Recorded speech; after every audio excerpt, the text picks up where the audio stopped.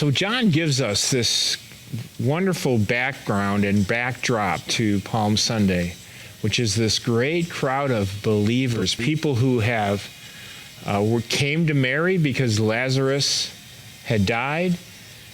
They were weeping with her, but now, because Lazarus has been raised from the dead, this great crowd that saw that is believing. And in fact, this crowd is so recognized by the Jewish leaders that they want to kill not just Jesus, but they also want to kill Lazarus. And that comes from John chapter 11. So this crowd is growing, and hosannas are ringing, and Jesus makes his way to the temple. And John does not tell this part, but I would like to bring this story back to where Jesus enters the temple. And this is how Matthew writes about Palm Sunday.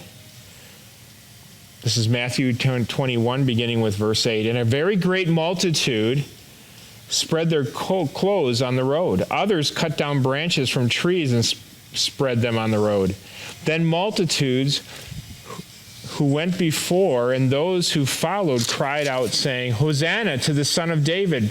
Blessed is he who comes in the name of the Lord. Hosanna in the highest.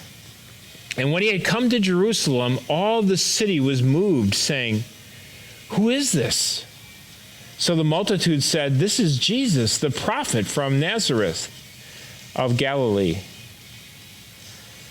And then Jesus went into the temple of God and drove out all those who bought and sold in the temple, and overturned the tables of the money changers and the seats of those who sold doves.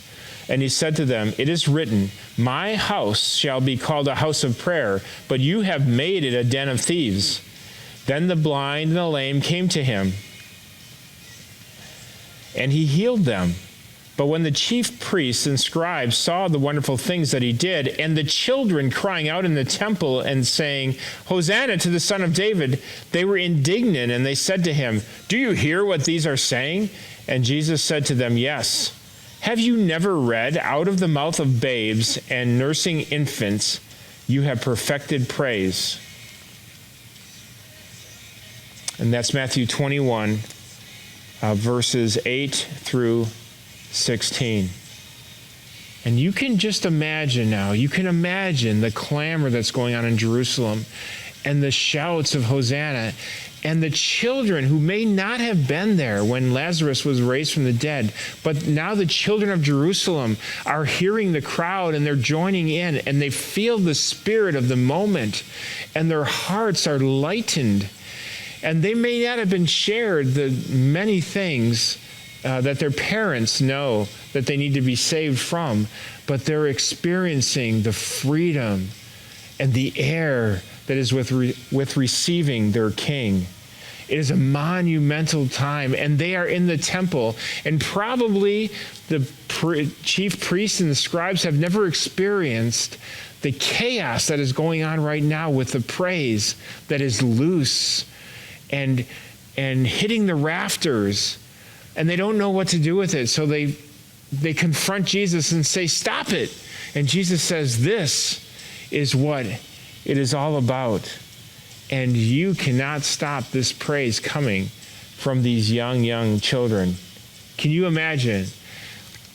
This brings to mind what I consider my favorite song. It's not a song that we can sing in a worship set on a Sunday morning, but it is a song written by Michael Card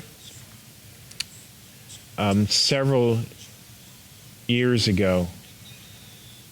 And I've always loved the build-up where he builds up from creation, kind of responding to the king coming, and then it really ends with the children and the scribes saying, Stop them, and the children just crying out and knowing that this praise cannot be stopped.